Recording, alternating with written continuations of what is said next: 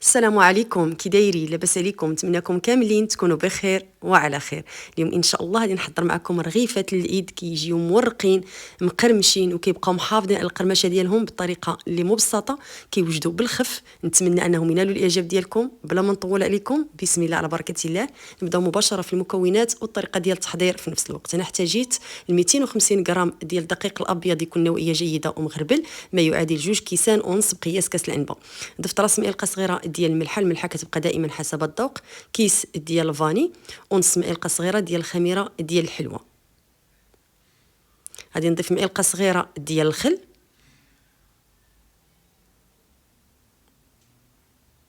نضيف كذلك معلقه صغيره ديال الزبده تكون بدرجه حراره المطبخ،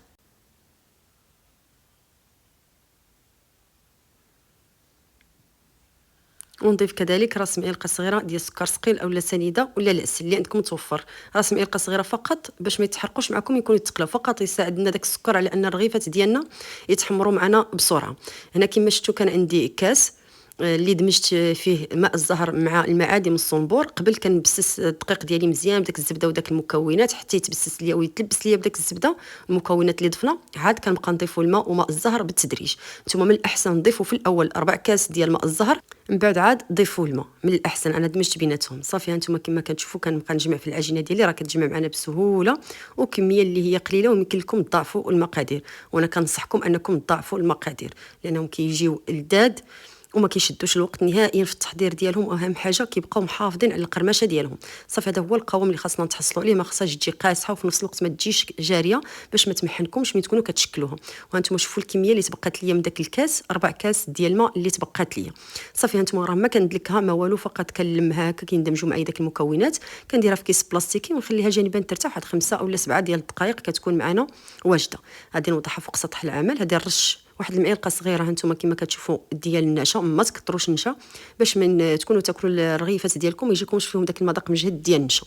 وكنلبس العجينه ديالي مزيان بداك النشا هانتوما كما كتشوفوا، وكميه اللي هي قليله، وكنسرح بالمدلك مره بالطول مره بالعرض حتى نتحصلوا على واحد المربع اولا مستطيل. وغادي تشوفوا معايا التتمه باش غادي نشكلوا الرغيفات ديالنا.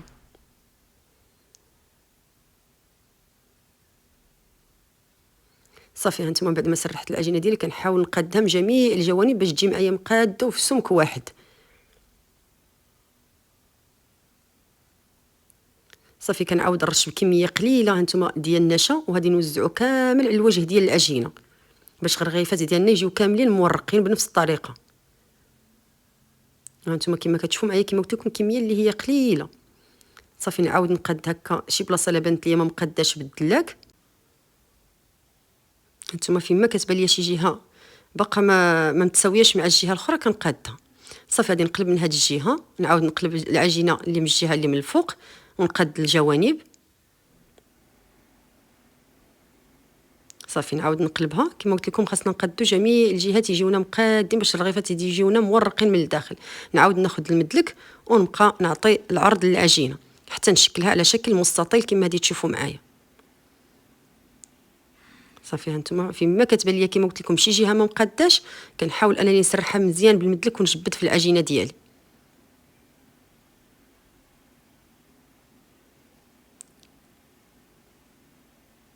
صافي غادي نعاود نرش بكميه قليله ديال النشا،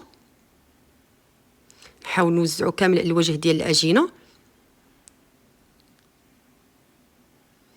وهانتوما غادي نطوي الطويه الاولى،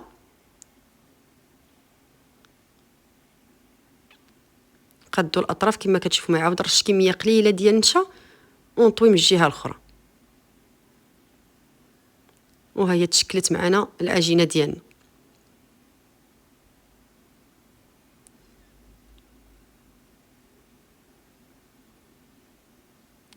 صافي هانتوما هي واجده معايا. غادي نغطي في هذه المرحله يمكن لكم تشكلوها مباشره اولا تغطيوها واحد 2 دقائق اولا 3 بكيس بلاستيكي عاد تعاودوا تطلقوها باش كتعطيكم الضوء انها تطلق بسهوله. المهم كيبقى لكم الاختيار. كنرش كميه قليله ديال النشا باش ما من نسرح العجينه ديالي او نطلقها بالمدلك ما تلتصق لياش مع سطح العمل. كنأكد لكم على رشه خفيفه باش المذاق ديال النشا ما يجيش يعني غالب في الرغيفه ديالكم ملي تكونوا كتاكلوها. صافي غادي ناخذ المدلك ونسرح حتى نتحصل على شكل مربع اولا مستطيل. هانتوما ما ترققوهاش بزاف حتى يبقى سطح العمل يبان، وفي نفس الوقت ما تخليوهاش غليظه باش داك التوريق يجي باين من الداخل. ما ترققوهاش بزاف. هاني نوريكم السمك اللي خاصنا نتحصلوا عليه. صافي هنايا هذاك المقطع اللي كنت كنقطع فيه ما تصورش معايا. صافي من بعد ما قديتها نتوما شوفوا السمك، كنأكد لكم السمك يجي بهذا الشكل هذا. خديت الجراره قطعت الجوانب كما كتشوفوا لي راهم محطوطين فوق سطح العمل. هذيك راه ما غاديش نضيعوا فيهم، من بعد غادي نشكلهم هكا على شكل دوائر ونقليهم الوليدات ياكلوهم. صافي هنايا يمكن لكم تاخذوا العبار باش يجيوكم حبات مقادين. الصراحه كنت زربه عليهم ما قديت لهمش التقطاع ديالهم، ولكن شاركت معكم الفكره وانتم ديروهم بحجم اللي هما مقاد، ما شاء الله كيعطيكم اكثر من 30 حبه الا قطعتوهم يعني مقادين. صافي يمكن لكم ديروهم على شكل مربع ولا مستطيل. وصافي من بعد ما قديتهم هكا كما كتشوفوا معايا غادي نمروا مباشره باش نقليوهم. صافي كنت واضعه الزيت كيسخن وكنقليهم على نار اللي هي مهيله. وانتم شوفوا السر في النجاح ديالهم باش ينتفخوا معكم مباشره. كتحطهم في المقله كتهزوا الزيت بمعلقه وكديرهم فوق الوجه ديالهم باش كينتفخوا. وكذلك السر الثاني على نار اللي هي مهيله. كنأكد لكم الا جهدتوا لهم النار راهم كيتخطفوا معكم وما كيبقاوش مقرمشين نهائيا وما كيجيوش طايبين من الداخل. كيبغيو النار اللي هي مهيله. كنأكد وسمحوا لي كنكثر عليكم الهضره، وكما كنقول لكم باش الا جربتوا الوصفه تنجح معكم من اول تجربه. هي تبعوا الفيديو من الاول حتى الاخير. وانتم كما شفتوا معايا ب 250 غرام ديال الدقيق كنتحصلوا على كميه اللي كثيره وكيوجدوا بالخف. صدقوني كيوجدوا بالخف. صافي كنبقى نقلب فيهم من هذه الجهه من هذه الجهه حتى كياخذوا داك اللون الموحد. هانتم داك الجهه اللي كتبان ليا بيضاء راه كنوقفها باش كيتحمروا مزيان، وغادي نستمر على هذا الشكل حتى نكملهم كاملين بالقليان. وانتم شوفوا ما شاء الله كيجيو كاملين منتفخين مذهبين. كنوضعهم في واحد الورق نشاف ولا في كسكاس هكا راه ما كيشربوش الزيت نهائيا، غير باش هكا الا كانت شي كميه تنزل وصافي. هادي كندهن الوجه ديالهم بشويه ديال العسل. كنزينهم باللوز ايفيلي ولا بالجلجلان، كيبقى لكم الاختيار، ولا كاوكاو مهرمش. اهم حاجه ان هاد الرغيفات صدقوني كيوجدوا بالخف وكيبقاو محافظين على القرمشه ديالهم. نتوما الا درتوا كميه اللي هي كثيره حاولوا انكم ما تزينوهمش كاملين، زينوا غير القياس اللي بغيتوا تاكلوا وخليوا الكميه اللي تبقات لكم حتى تبغوا تحطوهم عاد دهنوهم وزينوهم كيبقاو محافظين على القرمشه ديالهم. الا زينتوا كميه كامله وما تكلاتش داك اللوز ايفيلي لو وضعتوه من الفوق كيرطب معكم. غادي نستمر بنفس الطريقه حتى نكمل كامل الكميه اللي عندي ونتلاقاو ان شاء الله في الشكل النهائي. وهادو هما الرغيفات ديالنا كما كتشوفوا ما شاء الله كيجيو مذهبين، كيجيو كاملين منتفخين مورقين، اهم حاجه مقرمشين وكيبقاو محافظين على القرمشه ديالهم ما كيرطبوش نهائيا. ها نتوما غادي نفتح معكم باش تشوفوا من الداخل كي كيجيو. نتمنى الا وصلتوا حتى لهنا كنتوا عاد ما درتوش لايك كنذكركم بها فقط كما كنقول لكم دائما كتشجيع الفيديو شفتوه كيستحق بارطاجيوه لي مع الاهل والاحباب وسائل التواصل باش تعم فائده. هانتوما شوفوا الرغيفات ديالنا كما قلت لكم كيجيو مرقين ناشفين ما فيهمش حتى نقطه ديال الزيت، تاكلوا بهم شحال ما كليتو ما كيقهموش نهائيا. شوفوا القرمشه.